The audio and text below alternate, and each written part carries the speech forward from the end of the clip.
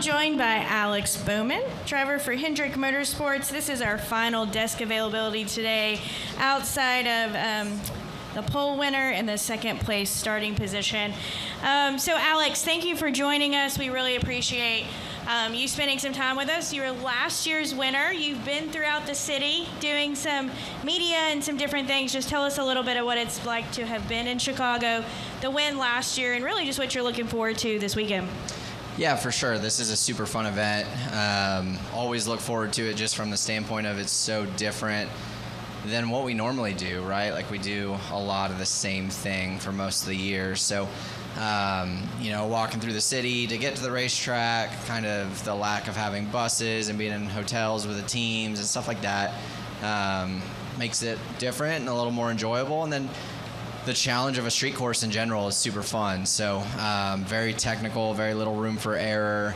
And then obviously got here Thursday morning and had a little media tour, went to an animal shelter with Bob, tried to get Bob to adopt a dog. I think his wife is now trying to get him to adopt a dog as well. Super fun. Don't try to get Bob to take a photo with you because he gets really mad. And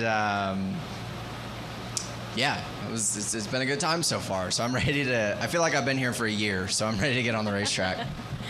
All right, we'll go ahead and take questions for Alex. If you have one, raise your hand. We'll get a mic to you. Who would like to kick us off? All right, we'll start with Jeff. Alex, after you won this race last year, there was a lot of talk about, okay, this wasn't, I guess the perception was, hey, maybe this saved your job. You guys, Jeff Gordon, everybody's like, no, Alex is good. No, I have a contract. Looking back now, how important do you think this victory was to continuing at Hendrick Motorsports for the future? Yeah, I think there was a lot of rumors started by people that maybe don't really know what they're talking about in a sense, but at the same time, I think it was really important to make the playoffs and to finish the year strong, right? Like we were able to have a really strong playoff run. Little drama there that kind of ruined it, but in general, like we did a really good job through the playoffs, did what we needed to do, and wish we could have gone further, but we didn't. So I think that was just important in general for the race team to end the season strong, and obviously, start this year strong as well, which I feel like we've been able to do. Had a rough 2 months there, but the last couple of weeks have been good for us, and things are pointing in the right direction. So, I think it was just important for the team, and it was definitely a good day for us.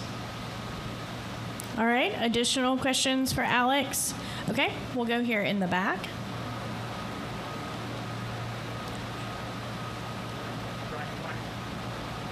Twining, Bedford's Media Group.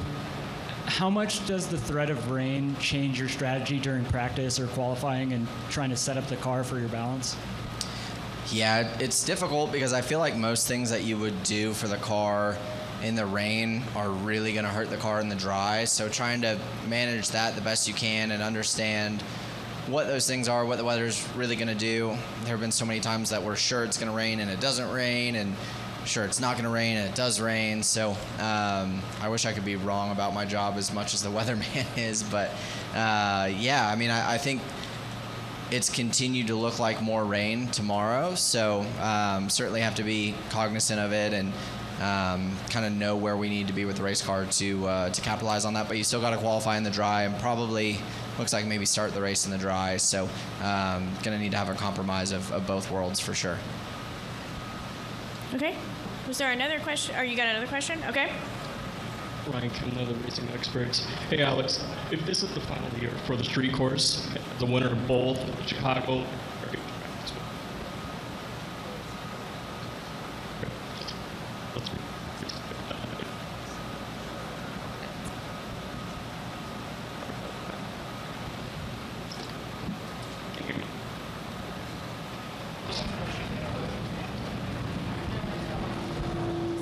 Bob broke the mic. It's Bob's fault. So, if this is the final year of the street course as a winner of both Chicagoland area tracks, would you like to see this extended or return to Chicagoland just to keep it in the market? Yeah, for sure. I think it's a very important market for the teams and for all the partners involved. I would love to keep coming back here. I think this place is a lot of fun. I would also love to go back to Chicagoland and run the oval. I think that track would present huge challenges with the next-gen car with how rough it is. I'm sure it's only gotten rougher. So, yeah, it would be a huge challenge. But obviously, would be a lot of fun. I think with those challenges typically come some pretty exciting races and unique things. So, yeah, I love coming up here. Hopefully we can continue to do that. Obviously none of us know what the schedule does or doesn't look like, but I think street course racing is super fun, and that track's cool as well. All right, Jerry. Microphone to Jerry, please. Thank you. Jerry Jordan, kicking the tires on net. So if we weren't here, where would you want the race to be at? If we took, since you got a win here, what type of track, another street course, somewhere else would you want it to be at?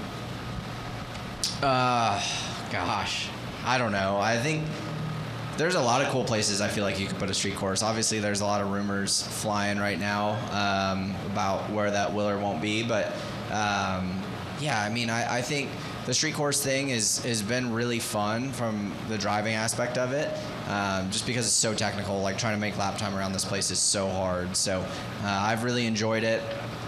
I think there's a lot of great places you could put it. I think you could rotate it around. You could do a lot of different things. So I think continuing with a street course on the schedule is pretty important.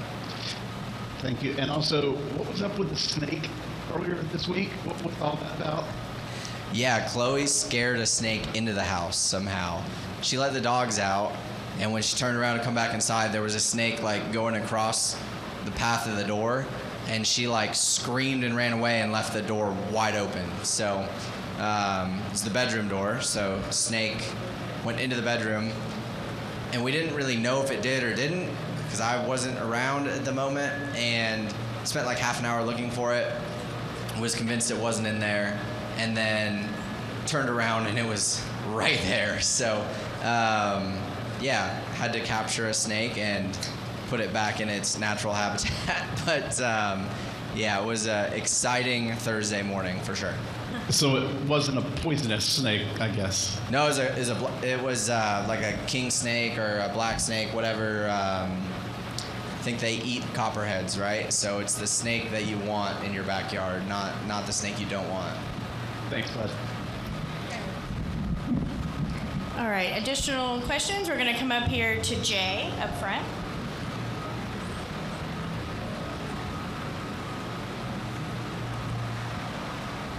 Hi, Jay Cohen, Associated Press.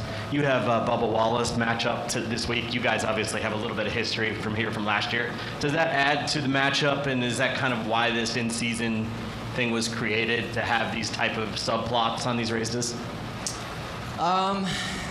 Yeah, I mean, I don't know that it adds to it. Maybe we'll get on stage and like fake fight like AJ and Michael did last week. But no, I think him and I are totally good. But yeah, I mean, he's been really fast here in the past. Like you don't tend to think of him as a road course guy, but here last year he was really fast. So definitely going to be a tough one, but yeah, I think, you know, adding excitement it's probably more for the fans, right? And from where I sit, like I just try to go to work and do the best I can throughout the weekend, and kind of not super focused on it. Obviously, I think if we get down to the final round, you'll probably fixate on it a little bit more, but if it gives the fans something to talk about and be excited about, I think it's really good.